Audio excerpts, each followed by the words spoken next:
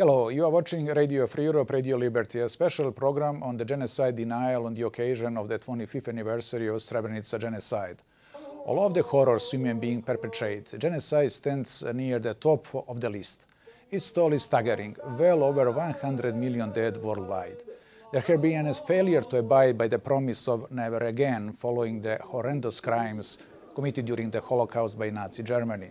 However, the most appalling crimes took place in Cambodia, Rwanda, Srebrenica and elsewhere. Moreover, the end of war atrocities mostly didn't end the plight of the families of victims and society at large, because those genocides have been mostly denied, which hinders the process of reconciliation.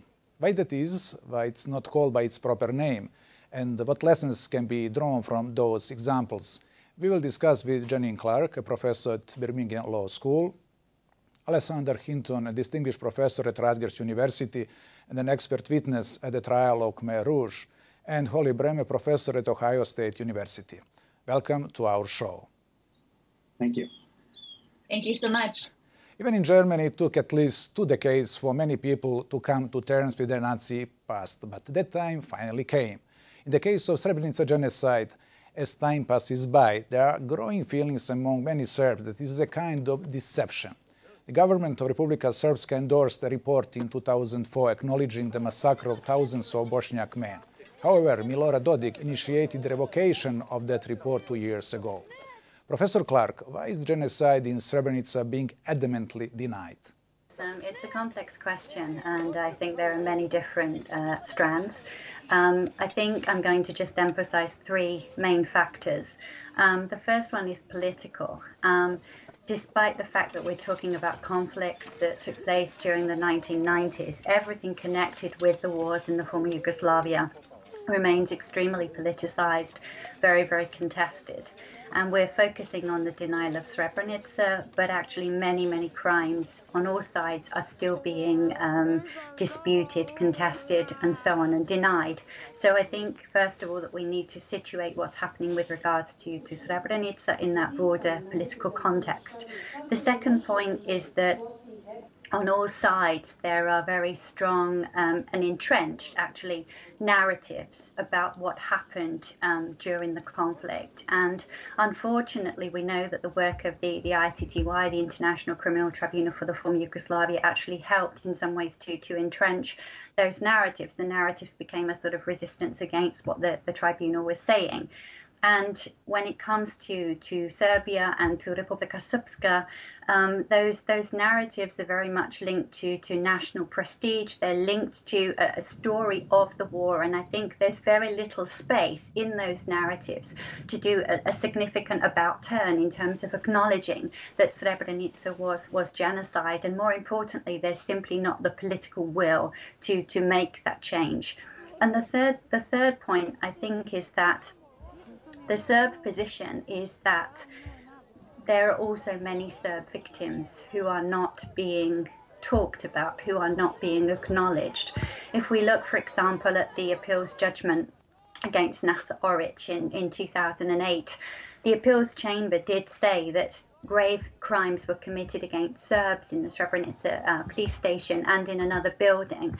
And the Serb position is that nobody is talking about these crimes. So for them, there is another dimension, if you like, to the Srebrenica story that is not being talked about. And the way that I see it is very much a sort of, if there's no movement on the Bosniak side in terms of acknowledging Serb crimes, Serbs will not acknowledge Srebrenica. There has to be some sort of quid pro quo, and that's not happening. So I see it as very much a sort of a dialectical relationship of denial on both sides, or refusal actually to accept, although I'm not comparing denial on the Bosniak side with denial of Srebrenica. I'm simply saying that I think it's more complex than just talking about denial on one side. Now to move to the issue of Cambodia or Khmer Rouge genocide. While Cambodians in general were victims of the Khmer Rouge regime, it was considered an act of genocide according to the United Nations, as ethnic and religious minorities were systematically targeted by Pol Pot and his regime. Scholars and historians have different approach on whether it should be considered genocide. Professor Hinton, do these differences reflect a difference in moral perception of the dreadful crime which resulted in the deaths of between 1.5 to 2 million people, nearly a quarter of Cambodia's population? As with the other cases we're discussing today, it's complicated. One way to think about denial or affirmation of whether an instance is or is not genocide is also to think about it in terms of time and different actors. So different actors may change their position depending on political circumstances. So in the case of Cambodia, a lot of time has passed relative to the two other cases we're focusing on today. So if we go back to the beginning, in terms of Khmer Rouge crimes, 1975 to 1979, the Khmer Rouge regime was toppled by another faction that established the People's Republic of Kampuchea. They predicated their legitimacy on the genocide. So they actually actively promoted and asserted that a genocide had taken place, whereas the Khmer Rouge, who had been deposed, said that it was all made up, it was fake, it was the outcome of rhetoric that was backed by Vietnamese who had assisted the PRK regime. Meanwhile, so if we talk about different actors, global international actors did not use the word genocide often, especially different governments. Even when the Paris Peace Accords were passed in the late 1980s into the early 1990s, people would talk about the unfortunate events of the past, something along those lines. So the international community was also complicit. So we might talk about more overt or implicit forms of denial that take place. Then after the election in Cambodia in 1993, many of the actors who had before not wanted to use the term genocide began to use it, and it continues into the present. What are the reasons?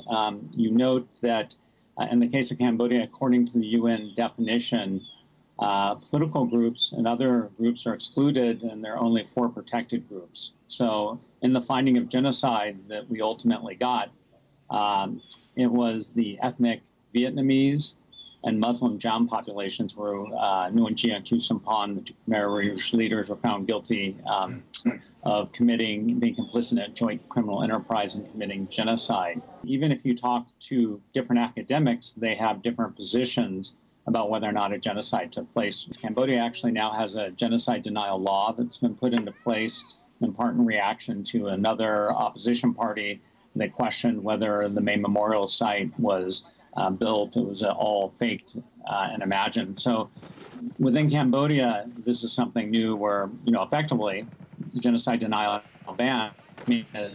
There are a handful of scholars who don't call it a genocide. Effectively, it would be called genocide deniers in Cambodia at this point in time, including people who testified at the tribunal. The 1994 civil war in Rwanda enabled the genocide of 800,000 Tutsis killed at a rate 3 times faster than that of Jews during the Holocaust. Professor Brehm, you wrote last year a very interesting article about what happened when hundreds of thousands of people who committed genocide leave prison and return to the communities where they perpetrated violence. Well, I've been working on a research project following about 200 people who committed genocide, spent time in prison, often up to 20 years, and returned home. And just to give you a little bit of context, as you mentioned, this genocide saw widespread violence, and it was largely because there was widespread public participation. So at least 250,000 civilians engaged in violence by joining a killing group, often picking up machetes or clubs and killing their neighbors. In the aftermath of this violence, then, this meant that the government had to decide how to hold people accountable. And there were essentially localized courts in every community across Rwanda where there were trials of the individuals who were accused of genocide. And these courts actually had the power to put people in prison, sometimes up to life. So hundreds of thousands of people were sent to prison during the early 2000s and up until 2012. And now they've been returning home, and they're often returning home to the same communities where they perpetrated violence in 1994. So I was really interested to see what is happening as they're returning home. Are they being accepted? Are they being welcomed? Are they being shunned? And in the article you referenced, which is an op-ed in the New York Times, I wrote about my genuine surprise that many people were actually being welcomed. The vast majority of the people that I interviewed were also surprised that their neighbors were welcoming them happily, bringing them gifts, having dinner with them. And as I took a step back to reflect why this is happening, I believe it's in part linked to the narrative of the genocide. In Rwanda, there is a very strong state narrative that does dictate that genocide happened and that teaches individuals how the genocide happened. So public school curricula, memorials, commemorations, government programs have put a lot of effort into teaching all Rwandans that the genocide is linked to a lot of very structural factors. So almost any Rwandan will tell you that the genocide is linked to colonialism back in the 1800s and early 1900s, that it's linked to certain government decisions in the 1950s. And this means that a lot of Rwandans have a very structural view of the violence. So put another way, they understand that many civilians participated and that they were certainly at fault for their participation. But they also understand that there were a lot of other factors that caused the violence. And this does not take away blame from these individuals, but it does help people to understand why they did what they did. It's a very interesting point, but we'll continue later on now to move back to the issue of Bosnia. The war in Bosnia ended in 1995. However, it looks like that the war fought by other means for the dominant narrative of the past with one of the key battlefields continues. Professor Clark, you wrote that the reality is that the victims of Srebrenica and the memory of what happened are repeatedly instrumentalized and manipulated for political ends. In which way? Okay, just to put that into context a little bit. So I primarily work in the field of transitional justice. And important is dealing with the past in order to enable societies to move forward or to take steps to moving forward and rebuilding. And Bosnia-Herzegovina has had a significant amount of transitional justice in the form of the ICTY's work, local courts, political reforms, memorials, and so on. But one of the reasons I think that a lot of this transitional justice work has not been particularly successful is because political structures in Bosnia, the political leadership, are not allowing people to move on. They are keeping the past alive. The war remains such an powerful part of the present. And what Srebrenica is just one illustration of this. I think it suits the Bosnian government to focus a lot on Srebrenica, not just because of the enormity of the crime, but because I think it really helps to cement this image of Bosnia-Herzegovina as victim.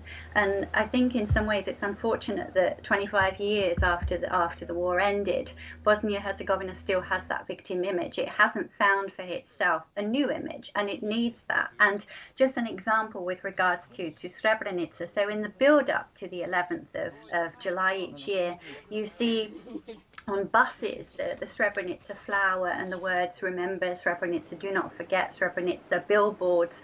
And I always question who are these messages aimed at, because who is going to forget? Are the mothers who lost their loved ones, their sons, their fathers, are they going to forget?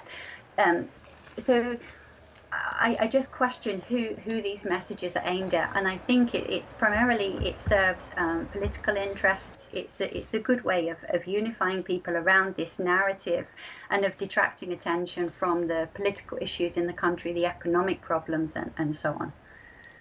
Bosnian Serb leaders do not hide their secessionist aspirations. Thus, they try to avoid being tainted by genocide, which would otherwise undermine the legitimacy of the entity of Republika Srpska. At the same time, Bosniak leaders have demanded several times that Republika Srpska be dismantled, claiming it was founded on a genocide. Professor Clark, again, does the notion of genocide go beyond mere moral and legal reasoning, and in case of Bosnia has political meaning, fostering the sentiment of unsettled scores, which implies that war is not over yet, at least symbolically? I think that the war isn't over in many ways. The Dayton Peace Accord froze the conflict. But you see when you talk to people about it that there is still so much disagreement, the conflicting narratives that I spoke about earlier. And yes, and in going back to your previous question about why the denial, that is a massive part of it. Republika Srpska, one of the arguments is that it was built on genocide, and so another reason why the Republika Srpska can't acknowledge really that it was genocide is because it brings into question the entire legitimacy of Republika Srpska. Professor Brehm, why have those responsible for horrendous crimes such as genocide in Bosnia, Rwanda, Cambodia and elsewhere during trial denied wrongdoing or claimed that they were acting out of fear or following orders. Just a few did show remorse. So I think, there's a couple of responses to that. First, I would say that, to be clear, fear is part of the equation.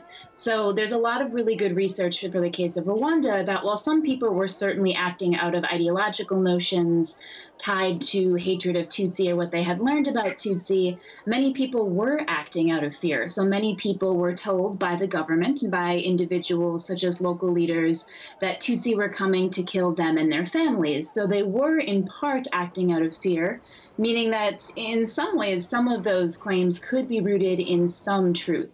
Of course, more broadly, we know that the individuals who engage in genocide are in many ways normal individuals who are still subject to social constraints. And what I mean by this is they still also want to look good. So I have analyzed for a separate project testimony of individuals who testified on their own behalf at the ICTR, the International Criminal Tribunal for Rwanda.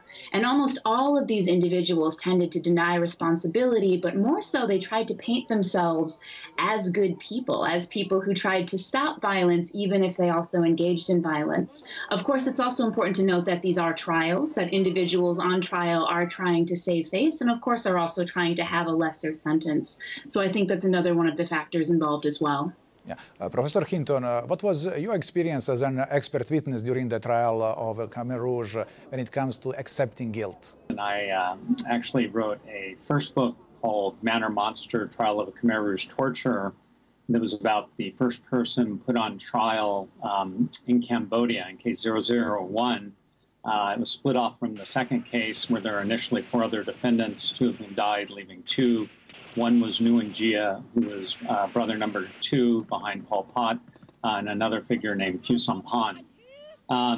Duch was interesting in the sense that there was an enormous amount of material that existed, documentation, witnesses, and there was almost no way he would get off. So he chose to say that he was morally responsible and to admit any acts for which there was obvious evidence, but nothing more, which ultimately the civil parties found very not satisfying at all. Within that, so he's an example of someone who said, I was following orders and invoked, again, this idea that I was operating within a system of constraints. I was afraid. I didn't fully believe what was being said. But you get this over and over and over again in the trials. There was enormous evidence that this person, Duch, who headed S21, the S21 prison complex, was extremely indoctrinated, very devout to communist ideology, gave orders upon which his torturers committed all sorts of atrocities, and somewhere between 10,000 to 20,000 people ultimately were killed. In the second trial, the one in which I testified, Nguyen Gia, brother number 2, again, there was an enormous amount of evidence against him. He very minimally apologized, and remarkably at one point tried to say that he just followed Pol Pot's orders, even though, again, there was enormous evidence saying that he was directly involved, including a period in which he oversaw the S21 prison, the torture that was taking place and being committed by Duch and his men. So more broadly, I think there's a way in which people displace the responsibility for strategic reasons. More often than not, they're heavily implicated both in terms of their own culpability and responsibility. And I think quite often, they believe in ideology. They believe in the idea that there's an enemy that needs to be exterminated. I think there are cases where lower-ranking people are sort of caught up and swept up in this. But certainly after the fact, everybody says I was a cog in the machine. I was afraid. I didn't really want to do this. You get it over and over and over again at all the tribunals, and Cambodia was no exception. Professor Clark, what is the responsibility of the international community for not preventing genocide in all 3 cases and later not being energetic enough to push for justice to be served, despite establishing international tribunals for war crimes? This is a massive issue that continues to be discussed hugely in Bosnia-Herzegovina. I think it's an issue that's ongoing, but to my mind, I think I'm trying to, one of my frustrations, I think, working in Bosnia-Herzegovina so long is that I would like to see new discussions taking place and moving on almost from the war and everything that happened, and trying to rebuild the country. And I think that a lot of the discussion that continues to take place is trapping people still in that war, in those war times. I just give you one example. So I'm quite interested in the issue of reconciliation, and it was hoped that the ICTY's work would have a big impact in that regard, and I don't actually think it did.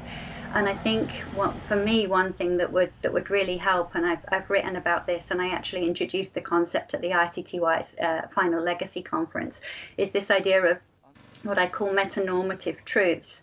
So there's been so much focus on the facts and focusing on who did what and trying to get people to accept this. And of course, that's really, really important. But the idea of metanormative truths is about looking for things that people might be able to agree on that go above the facts. So finding commonalities such as everybody would presumably want their children to have a peaceful life without experiencing war and conflict. So it's trying to bring together these metanormative truths as a basis for new debate and discussion that isn't constantly looking backwards, because that's what's happening still, but actually has a much more forward focus. Professor Hinton, you already mentioned the role of the international community in case of Cambodia. Again, there's a lot of backstory given how long ago the genocide took place and how long it took to get to the point where we had a tribunal. But I would say the international community was, to some degree, many members of it were complicit in effectively denying the genocide. Certainly no one intervened or did much until Vietnam entered Cambodia and toppled the Khmer Rouge regime. Then, because of geopolitics, the Cold War, the international community at the UN gave the Khmer Rouge part of Cambodia's seat at the United Nations. So a genocidal regime was given representation at the United Nations in 1979. So that alone sort of shows a little bit about the culpability that exists. To their credit, though there are a lot of geopolitics and other issues, eventually resources were mobilized, and when the political situation was conducive to it, we finally got a tribunal. Unfortunately, many leaders, including Pol Pot, were dead by this time.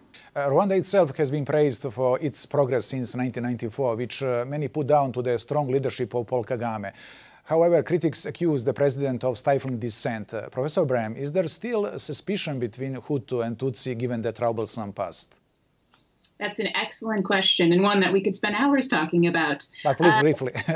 Yes, of course. So very briefly, one important thing to note is in Rwanda today, technically there are no longer Hutu, Tutsi, or Twa. And what I mean by that is that the government passed a law saying there are no longer ethnic identities. So the census does not ask about ethnic identity. Often it's seen as genocide ideology to invoke these identities in the present if you're not talking about the past. Of course, these identities still linger, and we know that they are deeply connected to the violence. So if someone says that they are a genocide survivor, this means that they were considered Tutsi. Or if they refer to the genocide as a war, often this means that they were considered Hutu. So it's still quite easy to infer prior ethnic identities. In terms of if there is a suspicion, I would say somewhat. So I've spent a lot of time conducting focus groups in the communities to which these former prisoners are returning.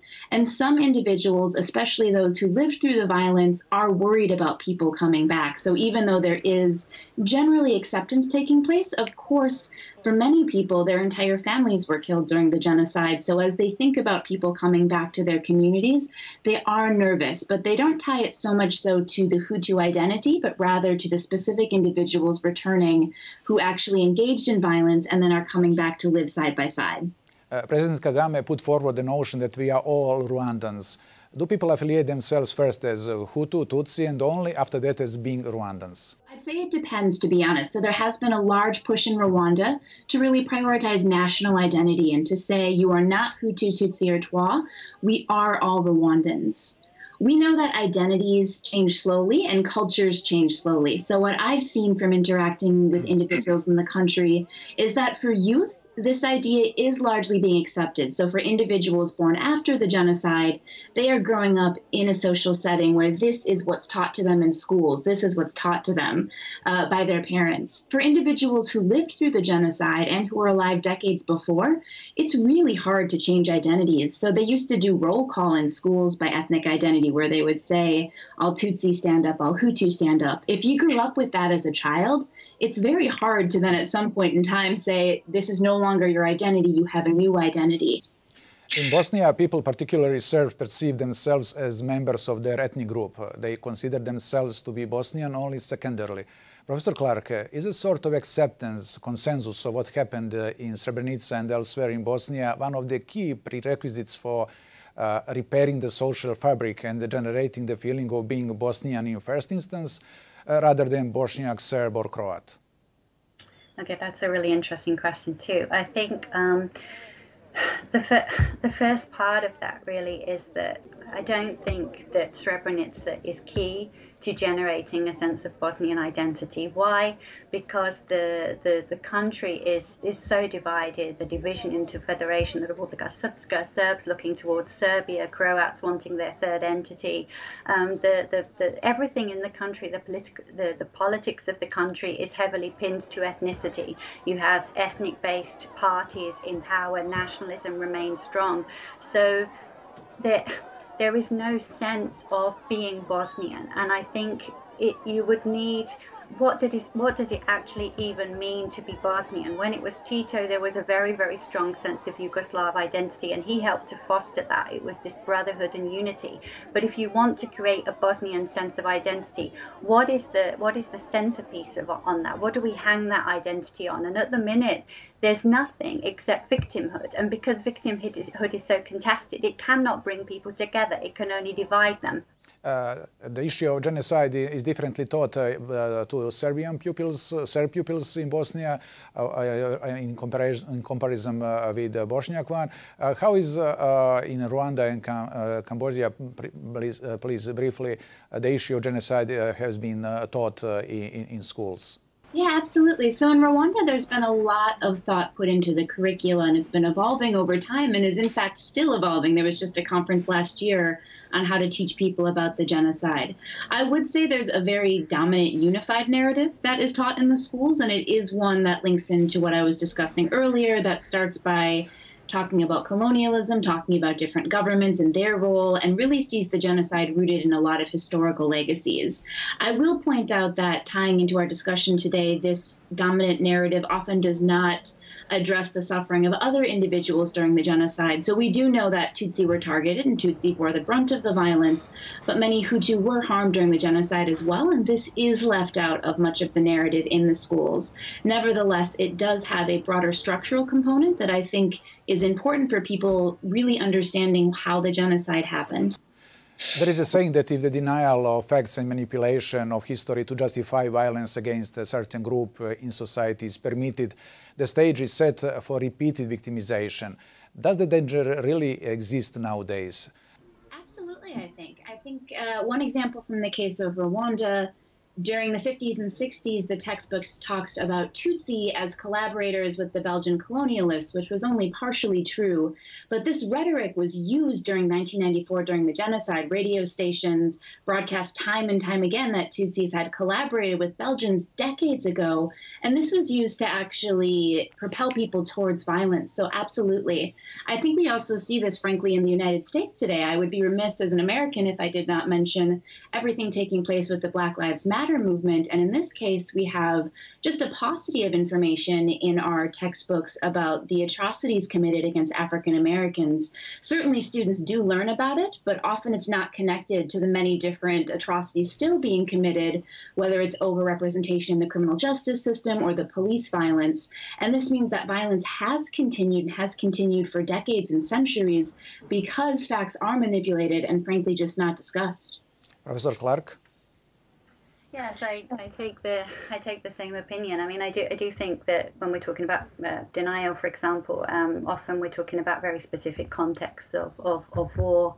and on conflict. But nevertheless, I think it goes back to the point I was making previously about transitional justice and trying to sort of deal with the past and the wounds. If denial is persisting, the wounds of that past will remain there.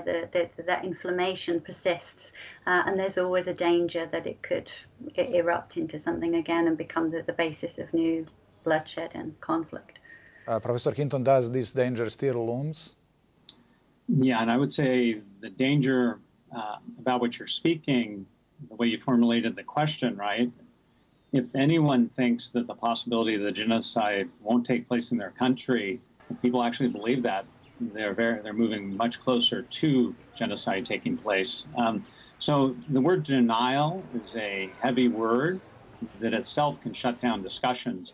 But, or maybe if we shift to transitional justice discourse rhetorics, talking about acknowledgement of events that took place in the past, starting conversations. Sometimes those are ways to approach the same thing without using the word denial, even as denial is taking place. And I think, again, in terms of the United States and events that are playing out here now, the United States clearly has a long history of denying, or at least not acknowledging, genocide and atrocity crimes that took place. I'm actually have finished a book manuscript called It Can Happen Here. That's about white power extremism in the United States, and it takes up these very issues. But it's not just the United States, it's everywhere. Anywhere you step foot, my view is that the possibility exists, and if you deny that possibility, right, you're taking one step closer to genocide taking place. I guess the issue of genocide denial has so many aspects that cannot be exhausted in a few days conference, but we should finish for now. Thank you for your participation. That's been all in the RFR program on genocide denial on the occasion of the 25th anniversary of Srebrenica genocide.